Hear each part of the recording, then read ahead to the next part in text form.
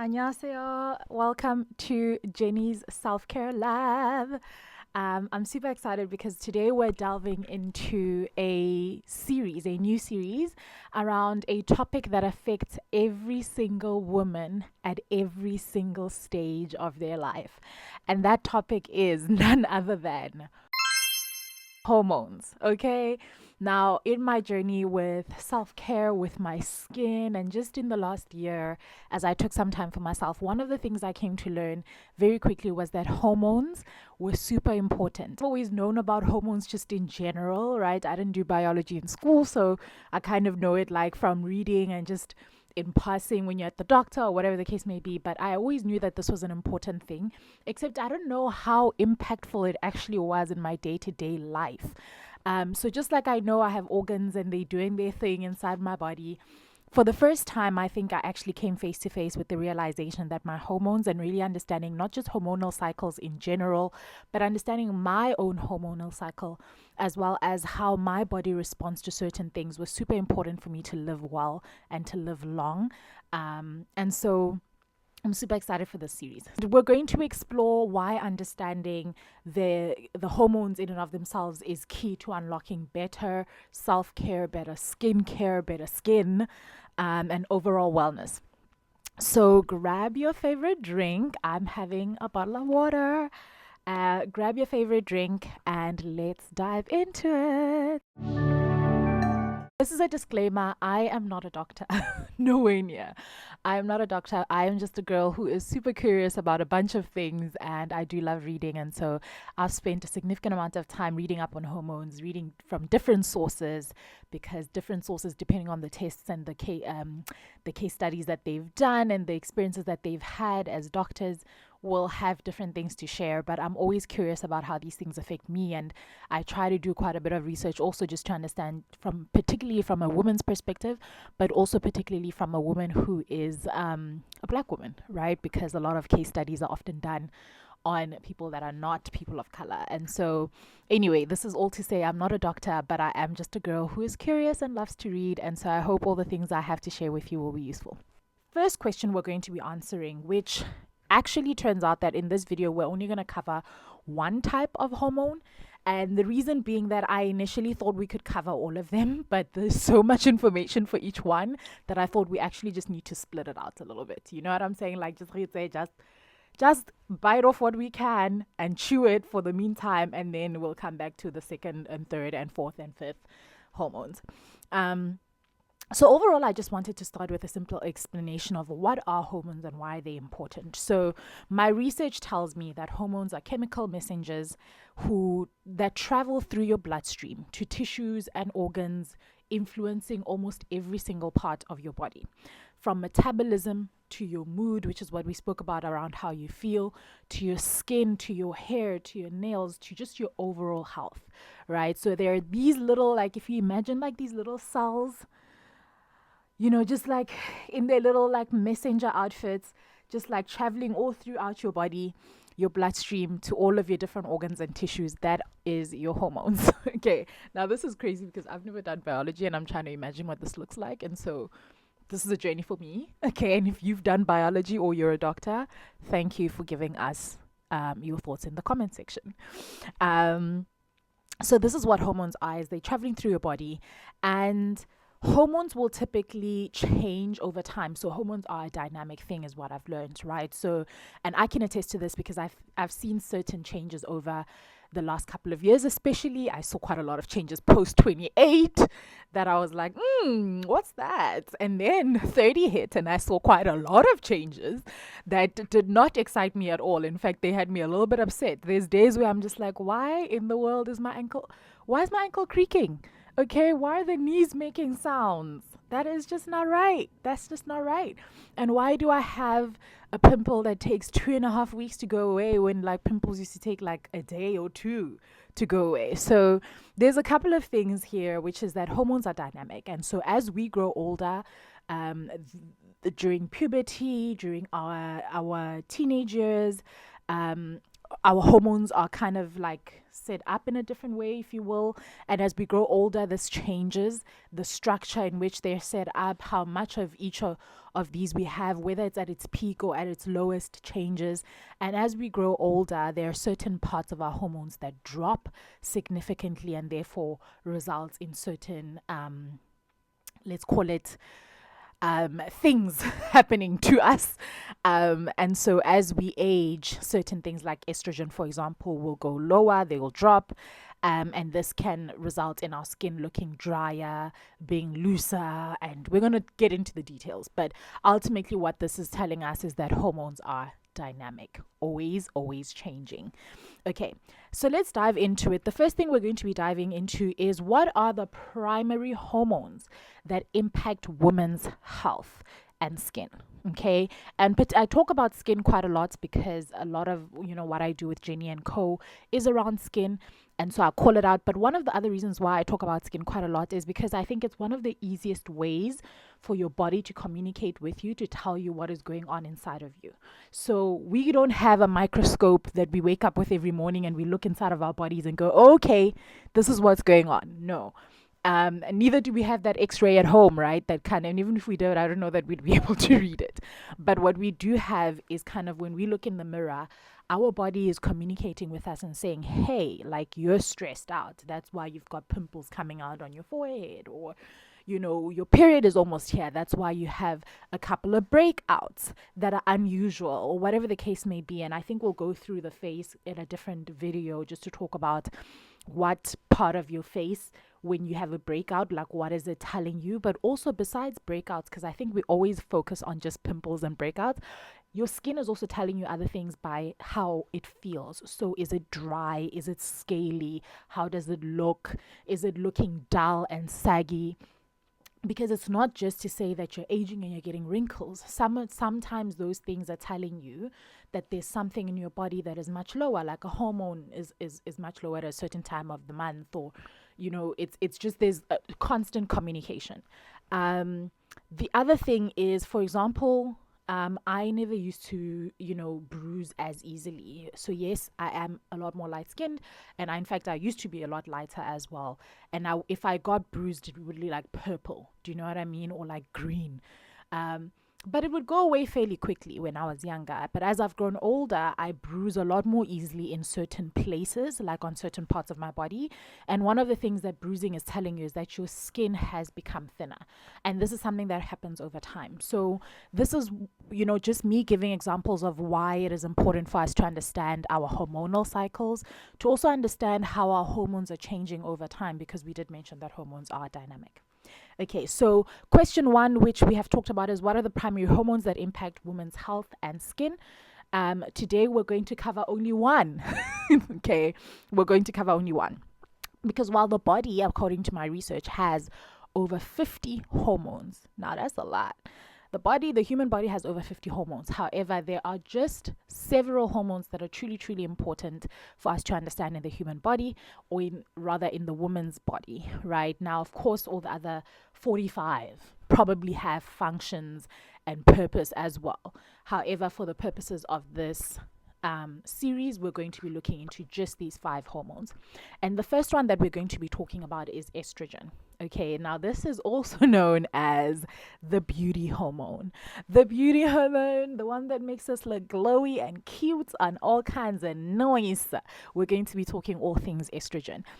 And initially, when I first started reading up on estrogen, I thought, okay, beauty hormone, that's amazing, right? Like, we just need to tap on the surface and understand what it is. But as I began to read, I understood that there was so much more that goes into it. So first and foremost is estrogen helps to maintain skin elasticity. It helps to maintain skin hydration and skin thickness. Now let's tap into those 3 things. Elasticity is AKA youthfulness. Okay, it is you looking like a spring chicken. That is elasticity. So elasticity is the ability of your skin to stretch and then return to its original shape or state. So this means that the things that impact elasticity will include things like aging, right? So as you age, And I want to make sure I get this right. As you age, your skin produces less and less collagen, which is something that you've probably seen all over the internet and, you know, in products all over the shops that you go to. It creates less collagen as you grow older and less elastin, which are important proteins that help maintain skin elasticity, that help our skin be able to stretch and return to its original state. Now, when this reduces collagen and elastin, it means that your skin doesn't necessarily go back to its natural state, so it rather just sags. So imagine, for example, a person who is pregnant or who gains weight and their skin stretches. Typically, what elastin and collagen will do when you're much younger is that if you lose weight, let's say rapidly, your skin is just going to bounce back. Okay? It's going to bounce back. But when you grow older, what happens is the skin doesn't bounce back in the same way. Okay? And so that means that you might have some extra saggy skin, some surplus skin in certain areas, and you might see a lot more wrinkles. And of course, we all know the dreaded stretch marks, which is a whole other conversation. So things like aging can impact your skin elasticity.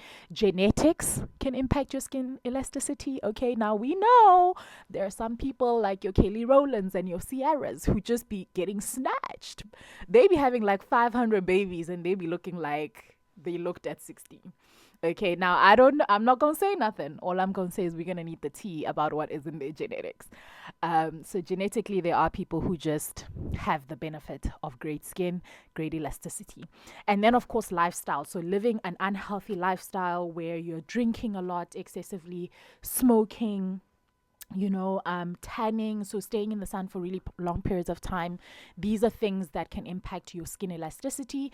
And then, of course, environmental factors. So we've spoken quite a lot on our Instagram page just around like being exposed to too much sun.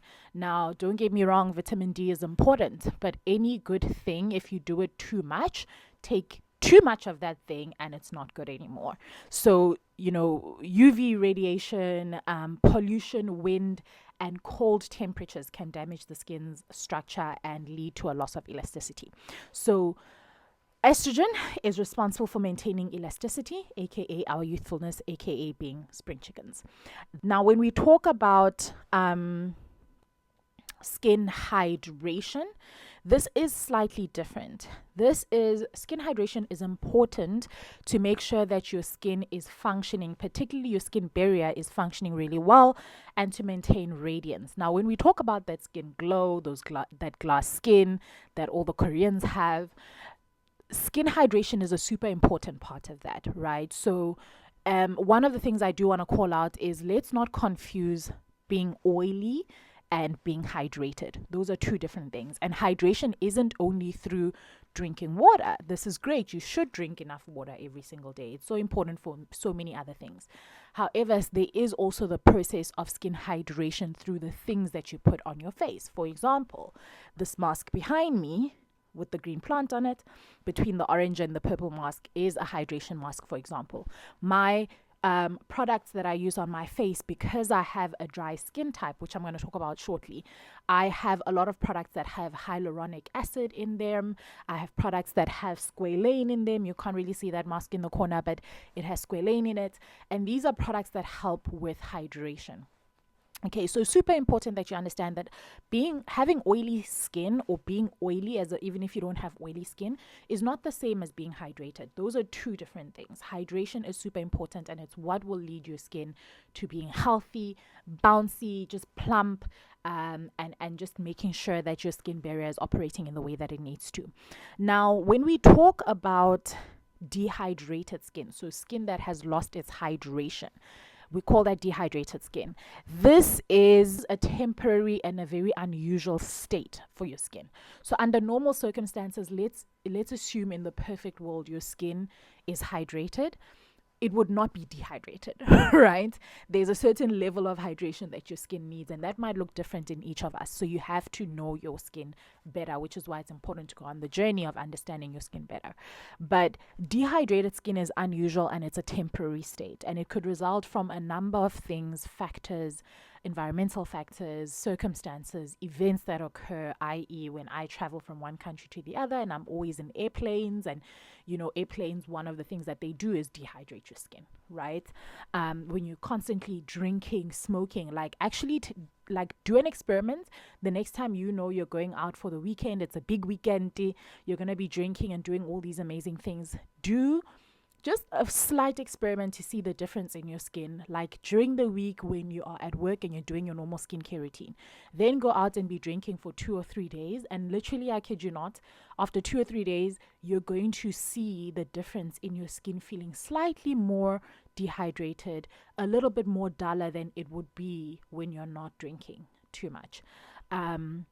Now, I'm not saying go out and drink. I'm just saying the next time you're having a big weekend, use it as an experiment and see what happens. And that way you can also start to learn about your skin a little bit better.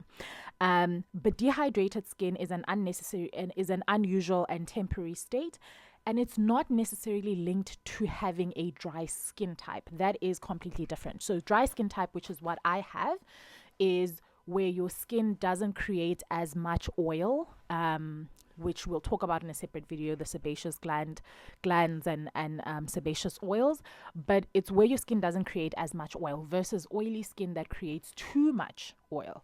Now, having dry skin type means that I have to always be using products that are good for my type of skin, i.e. products that have your squalanes, your hyaluronic acids, that are super hydrating, is super moisturizing as well, because it means my skin is it doesn't have as much oils in them, right? So I kind of have to like compensate for that. Now, when you have dehydrated skin, it's possible to also have dry skin and dehydrated skin. It's possible to have oily skin and dehydrated skin. So dehydrated skin is more around the hydration of your skin. Now, don't get me wrong, hydrating the skin can help dry skin type people. Okay, I know I've said a lot, but what I want you to take out of this is that hydration is important. Hydration and having oily skin is not the same. Hydration and having dry skin is not the same. Both oily skinned people and dry skinned people and combo skin and sensitive skin and all the different skin types can have dehydrated skin. Anyone can have dehydrated skin. So hydration is important for the skin. And then thirdly is talking about skin thickness. So this is something that when I went for my first skin analysis in Seoul, we talked about with the lady who did my analysis, because I had been on Roaccutane and Accutane and a number of other, and I think Yaz, and a number of other pills, hormonal pills, when I was younger, because I had very, very bad acne, right? So my acne I had on the face, on the chest, on the arms, on the back. So I had really bad acne, and for 4.5 years, I think, just over 4 years, I was on all kinds of hormonal pills to help curb that. Now, one of the side effects, it seems, of these pills that help with acne, which are grateful for them, because it was bad. What they also do though is that they do make your skin a lot thinner much quicker. And so anyway, skin thickness is important. And why skin thickness important is because it can make you, when your skin is less thick, so when it's thinner, it can make you more prone to injuries, more prone to bruising, more prone to infection as well. So i.e. if you have a cut on your skin, it will heal a lot slower. You're more prone to then have infections and that kind of stuff because your skin is much thinner, whereas when it's thicker, you're a little bit more protected. So think of it as a shield for your body, your entire body, head to toe. So that is why estrogen is super important. But then as I went through all of this and I jotted it down, I had a couple of other questions in mind, which I then jotted down separately on my laptop. So one of the things I wondered was, okay, what are the top 6 examples of how or when estrogen does decline in my body? Because clearly a decline in estrogen will lead to a number of things like dryness in the skin, fine lines, wrinkles, dull and saggy skin. And in 2025, I'm trying to glow up. So one of the things I asked was this question around examples of when my estrogen would drop. So I'm going to run through them very quickly. One is menopause. Now we know about this. This is where a natural aging process. As you get older, you're going to reach a point where you're going to go into menopause, and this is where your natural aging leads to reduced ovarian functions and thus decreased estrogen production. Now, this typically occurs at around 45 to 55, and this can look like hot flashes. Now, we know those, all of us are very familiar with hot flashes, not because we've had them, but because we've seen our parents, and we're like, girl, what's going on? It is cold. Why, ocha? Right? It's hot flashes. But this can also look like skin thinning. It can look like dryness. It can look like increased bone fragility. I know there's a couple of people just in passing who've shared stories with me around like just their head starting to flake out of nowhere when they've always had very healthy hair and scalp. There's people who've shared about like certain parts of their faces just being super scaly out of nowhere. So this dryness is something that people would experience around menopause. And then there is perimenopause, which is slightly before then. This is typically around the ages of the late, I want to emphasize, late 30s, okay? No. So my fellow 30-year-olds and 31-year-olds and 32-year-olds, please do not start thinking that this is for you. Perimenopause is more late 30s and 40s. So this is where you start to see irregular periods, you start to see mood swings and changes in your skin elasticity, typically as a result of dropped estrogen. Okay. And then postpartum period. This is an interesting one. So postpartum period, after your childbirth, estrogen levels drop significantly. So when you're pregnant, your estrogen will peak, right? This is why you see pregnant women just having that glow sana out of nowhere. They just be waking up like that, right? So that's amazing. Your body it needs the estrogen during that time, and so you'll be looking all kinds of fly. But postpartum, there are people who typically will start to see changes, like first few months after delivering, they start to see that their skin is a lot more dry. Their hair, they might be losing hair, so they'll have some hair loss and maybe even have some mood swings, which contributes to postpartum depression. These are just some examples of how this can manifest, but however, because we're all different, you have to go on your own journey of saying, okay, what does this look like for me? So obviously, if you have been pregnant before, think back to what were some of the postpartum symptoms or changes that you observed in yourself, in your body, in your mood, in your emotions, or anything to that effect. And then we do have other significant pieces like certain medical treatments where we're talking about chemotherapy and cancer treatments. These can also help lower estrogen levels. Now, this is something that a doctor would obviously speak to you about if this is something that you're experiencing, where you can have skin dryness, your hair's thinning, and just accelerated menopause-like symptoms. And then, of course, there's also other where surgical removal of ovaries or conditions like PCOS, polycystic ovary syndrome, can lead to reduced estrogen. So an immediate or gradual, depending on the cause, decline in estrogen could occur, and this is where again you're looking at vaginal dryness, at potential early onset of menopause, and hot flashes and that kind of stuff. Now, something that is actually these 2 points I think are important for most people, because I think all of us have an element of this in our lives, right?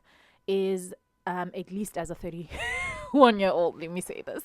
So whether you're in your 20s, 30s, 40s, before menopause or perimenopause, I think something that impacts all of us is chronic stress. And I will do a separate video on that because it's something that I've been researching for the last, I'd probably say about 6 months. Chronic stress, which is very different to acute stress. Chronic stress is prolonged stress where there's an increase in cortisol production, and what cortisol does is essentially it suppresses estrogen synthesis over time, right? So think about cortisol kind of like if it was this big monster that suddenly appeared out of nowhere or has been growing over time.